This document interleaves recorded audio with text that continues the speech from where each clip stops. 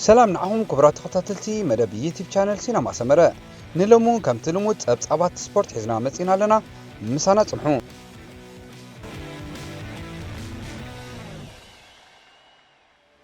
ኤርትራዊ ተቀዳዳማይ ብሽክለታ ፈረንሳዊት ክለብ ኮፊድስ ናትናኤል ብርሃነ ኣብቲ ካብ 12 ክሳብ 18 ግንቦት ዝሰላሰል መበል 14 ቱር ካሊፎርኒያ ንምቅድዳም ናብ ሕቡራት መንግስታት ኣሜሪካ ክመሪሑ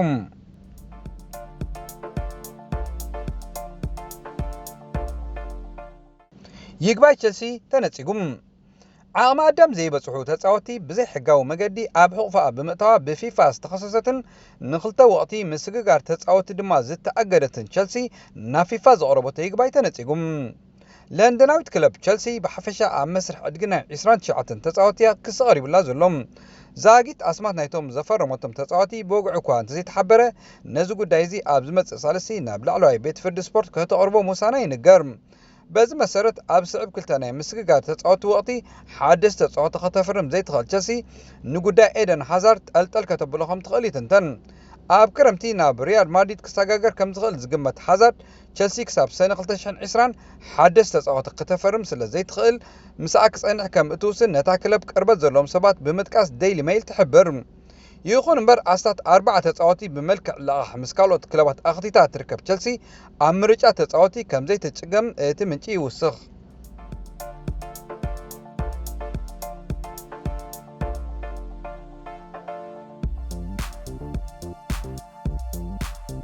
ክልተ ዋንጫ ንመዛዘሚ ፀወታታት ፕሪምየር ሊግ ዓዲ እንግሊዝ ተቐሪበን ማሕበር ኩዕሶ እግሪ ዓዲ እንግሊዝ ጽባሕ ሰንበት ኣብ ዝፍጸም ውድድር ፕሪምየር ሊግ ክልተ ተመሳሰልቲ ዋንጫን 40 መዳልያታትን ከም ዝቐረበ ኣፍሊጦም ነዚ ውድድር እዚ ትመርሖ ዘላ ማንቸስተር ሲቲ ኣብ ሜዳ ኣሜክስ ተጓዒዛ ምስ ብራይተን ኣብ ተካይዶ ግጥም ብቐጥታ ነታ ዋንጫ ከተልዕል እያ እግርግራት ስዕብ ዘላ እንድሕሪ 29 ዓመታት ከዓ ሻምፒዮን ንምዃን ትመጣጠር ምህላዋ እትፍለጥ ሊቨርፑል ንወልቭስ ዲኻ ማንቸስተር ሲቲ ድማ ምስ እትሰዓረላ ነታ ካልእቲ ቅዳሕ ዋንጫ ኣብ ሜዳ አንፊልድ ከተልዕል እያ ኣብ ካልእ ውድድር ዋንጫ ዕውቲ ጋንታ ናብ እትርከበሉ ስታዲየም ብሄሊኮፕተር ከም ዝበፅሕ ይፍለጥ ኣብ 37 ፀወታታት ማንቸስተር ሲቲ 95 ነጥቢ ኣዋህሊላ ኣላ ሊቨርፑል ድማ ብ94 ነጥቢ ትስዕባ ሲቲ ኣብ ልዕሊ 65 ፀብለልታ ሸቶ ዘለዋ ሊቨርፑል ብ4 ሸቶታት ማሕዲጋ ትርከብ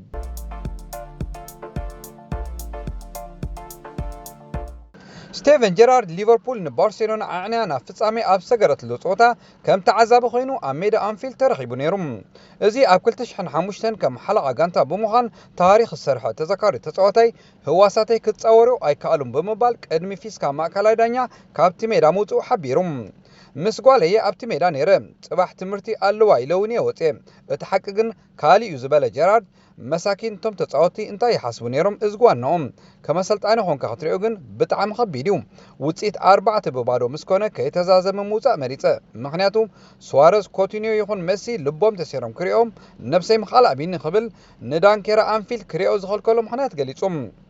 إذا خمزيلن كله كالو كوب إنجليزاوي تتعوتاي نبر ديفيد بيكهام مكينا نازورة تليفون بمتقامو نشدش تورحي ممرح فقادو كحدا كمون نايتعاتي ميتن 25 باون مقصعاتي توسينو لهم نزنوبرو متنقاطاتات زتنقاغز ودي 43 عمت كوب تتعوتاي نزي بحق زحتت قداي اب حدار كتشحن 10 شمونتاني فتسيموهم قدي مستزازمه جنكا اب حد ساعات زجمره اب ماستيا استخايده كالئ لندناويت كلب ارسنال انصار اسبانياويت فالنسيا زفاطه ጾወታይ ነይሩም ኣብ ቻምፒየንስ ሊግ ዝነጥፋ መዛናዋ እንግሊዛውያን ካብ ድሕሪ ተበጊሰን ክዕወታ ሪኣ ዝመፀት ኣርሴናል ኣብ ሜዳ ሰነዶቶ ናይ 3-1 ዓወት ብምኽሳር መስሓቅ ሸራፋት ንኸይትኾን አንቂዳን ሜዳ ኣትያ እንተኾነ ጾወታ 10 ደቂቕ ምስ ተላዕሎ ኬቪን ጋሚሮ ንቫለንሲያ መሪሕነት ብምትሓዝ ንደገፍታ ንሊቨርፑልን ቶተንሃምን ዝሓገዘ ሽዑር አንጻር ዓጢቑ ከይከውን ዘስግእ ኩነታት እዩ ኣጋጢሞም ጋቦናው ኣጥቃዒ ኣቡ ሙያንግን 7 ደቂቕ ጸኒሑ ንውጽኢት ብምምዕርራይ ንነገራት በቦቱ ኣትሓዞም ቫለንሲያ ብጾታ ዓብሊላትሉ ዝነበረት ቀዳማይ እብረ ተዛዚሞም ካልኣይ እብረ 5 ደቂቕ ምስ ተላዕሎ ድማ ብደገፍቲ ኣርሴናል ብሉጽ ተጻዋታይ ዝተሰመየ ኣሌክሳንደር ላኬዜተ ንጋንቲኡ መሪሕነት ዘትሕዛ ሸቶ ኣመዝጊቦም እንተኾነ ኬቪን ጋሚሮ ሕጂውን ንልዳት ፒተር ቼክ ብምድፋር ንጋንቲኡ ኣመዓራሪዋ ጾታ ግን 10 ደቂቕ ጥራሒ በዚ ማዕረ 2-2 ውጽኢት ቀጺሉ أبو ميانغ أب 68 كمون 88 كلتا شوتات بموسخ هاتريك بمسرح نغانتو تاريخه عوت بممزغاب هلاويا أب فصامي صوتا أرغاغيصوم በዚ ድማ አርሰናል ብናይ ክልቲኡ እግሪ አእማኒ ናይ 7-3 ውጽኢት ሰኒዳ ናብ ፍጻሜ ጾታ ዘእትዋ ትኬት ሒዛ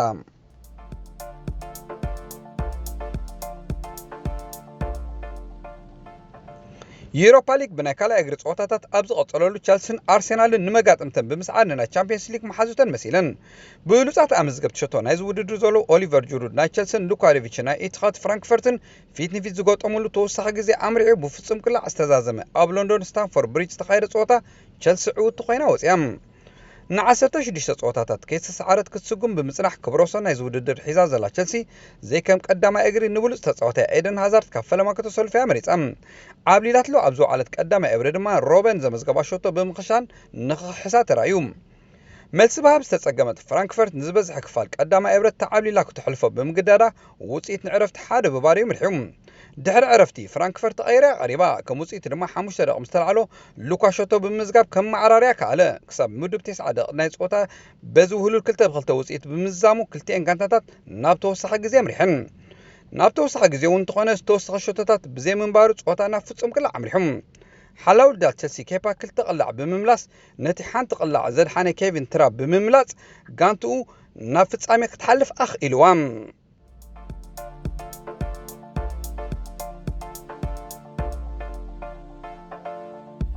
ኣብ ዜናታት ምስግጋር ተጻወቲ